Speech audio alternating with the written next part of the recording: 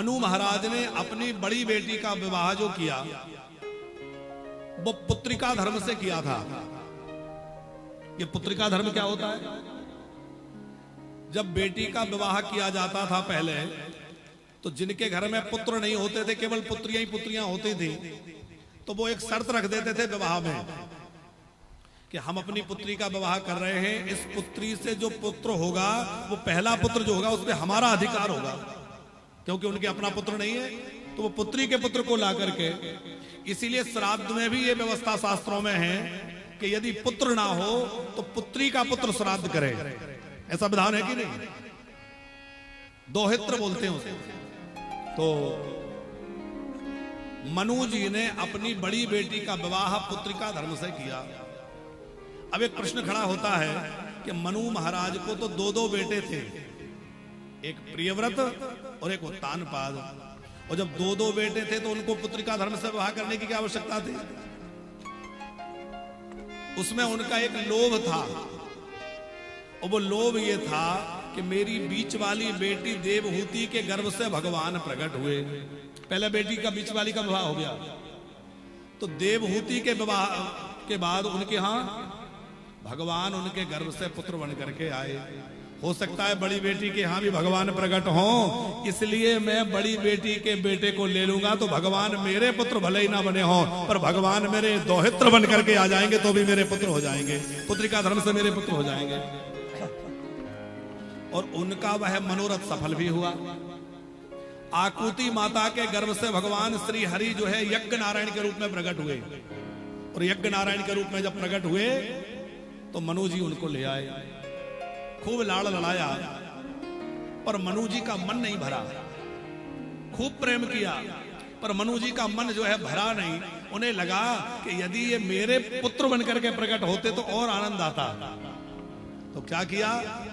वही मनु और शत्रुपा बरबस राज सुतहि नृप दीना, हरि ही तो आप गवन बन कीना। खुद जो है नैमिष चक्र में, नैमिषारण्य में चले गए, और वहां जाकर के द्वादश अक्षर मंत्र पुनि जपई सहत अनुराग, वासुदेव पद पंकर दंपत मने अति लाग।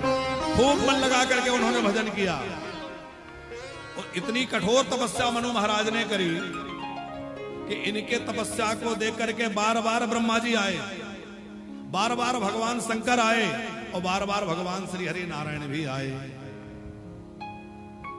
मनु समीप आए बहुबारा, विधि हरि हर तप देख अपारा, और मनु समीप आए बहुबारा। एक बार नहीं, अनेक बार आए, और अनेक बार आकर के क्या कहा?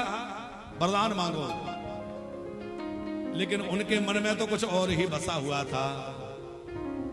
बोले देखो परम प्रभु सोई, जो परम प्रभु है जिसके द्वारा ब्रह्मा विष्णु महेश प्रकट होते हैं, उस परम तत्व को मैं देखना चाहता हूं। तो वो परम तत्व मनु जी के सामने प्रकट हुए। तो वो परम तत्व किस रूप में प्रकट हुए? नील सरोरहो नीलमणि नील नीरधर श्याम, लाजहि तन शोभा कोटि कोटि सतका। करोड़ों करोड़ कामदेवों की शोभा को फीका करने वाले भगवान नील वर्ण प्रभु श्री राघवेंद्र सरकार प्रकट हो गए। धनुष बाण धारण करके राम जी प्रकट हुए, और वाम भाग में किशोरी जी भी साथ में हैं। श्री सीताराम जी का दर्शन मनु महाराज ने किया। भगवान ने कहा वरदान मांगो, तो मनु जी ने क्या वरदान मांगा? चाहूं तुम ही समान सुतो, प्रभु सन कवन दुराव। प्रभु मैं आपके जैसा पुत्र चाहता हूं। भगवान बोले ठीक है, पर मेरे जैसा क्या मैं ही पुत्र बन के आ जाऊंगा? अच्छा देवलिया जी, ये प्रसंग हम यहां इसलिए लाए, कैसा प्रेम मनु जी का। वो ये नहीं कह रहे कि मुझे आप में भगवान जैसा प्रेम हो, सुत विषयक तब पद रति होई, मुझे आपके चरणों में पुत्र के जैसा प्रेम हो। पर इतना ही नहीं, क्या कहा? कैसा प्रेम हो?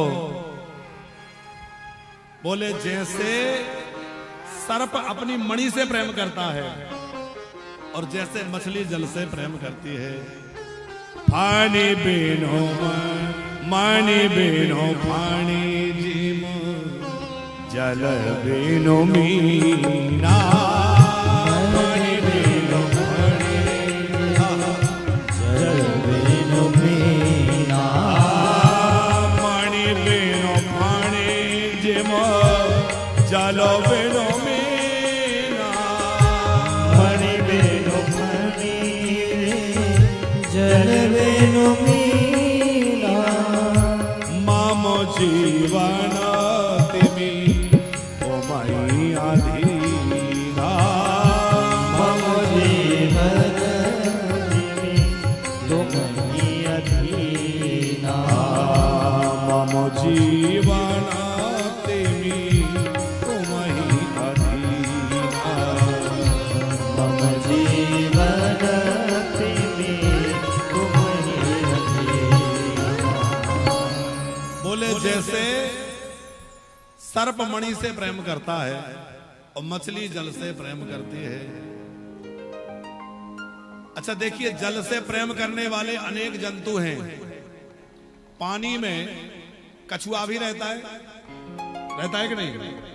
अब पानी के कछुआ को पानी से निकाल के बाहर कर दो तो क्या मर जाएगा? नहीं मरेगा। मेंढक भी पानी में रहता है, मेंढक को पानी से बाहर निकाल दो नहीं मरेगा। सर्प पानी में रहने वाले होते हैं कुछ, उन सर्पों को पानी से बाहर कर दो नहीं मरेंगे। ना मेंढक मरेगा, ना कछुआ मरेगा, ना सर्प मरेगा। ऐसे तमाम जीव जंतु हैं कि पानी से बाहर आके भी मरेंगे नहीं। लेकिन मछली का पानी के साथ कैसा प्रेम है? सत्य प्रेम। जैसे ही पानी से बाहर करोगे तो मछली तड़पती रहेगी और तड़पते तड़पते प्राण त्याग देगी। तो दशरथ जी महाराज का राम जी से कैसा प्रेम, वही महाराज मनु दशरथ बने। इसलिए गोस्वामी जी ने लिखा है, बंदहो अवध भुवाल सत्य प्रेम जेहि राम पद, बिछुरत दीन दयाल, प्रिय तन तृण एव पर हरहु। हम उन महाराज दशरथ को प्रणाम करते हैं। बंदो अवध भुआल सत्य प्रेम जहि राम पद, जिनका राम जी में सत्य प्रेम है। सत्य प्रेम मछली की तरह, जैसे मछली का पानी से होता है।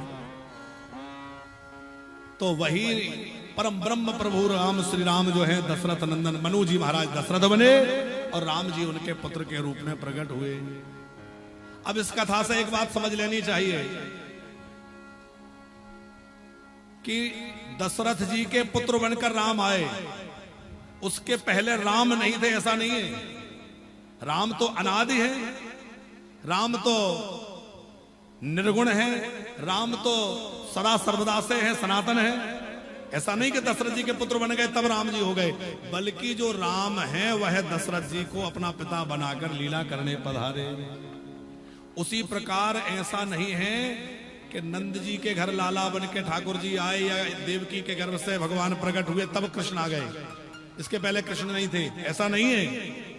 श्री कृष्ण तो अपने नित्य गोलोक में निरंतर निवास करते हैं और नित्य गोलोक में रहने वाले जो श्री कृष्ण हैं वह लीला करने के लिए नित्य गोलोक से इस भूभाग पर श्रीधाम वृंदावन की भूमि में प्रकट होकर के लीला करने के लिए आते हैं।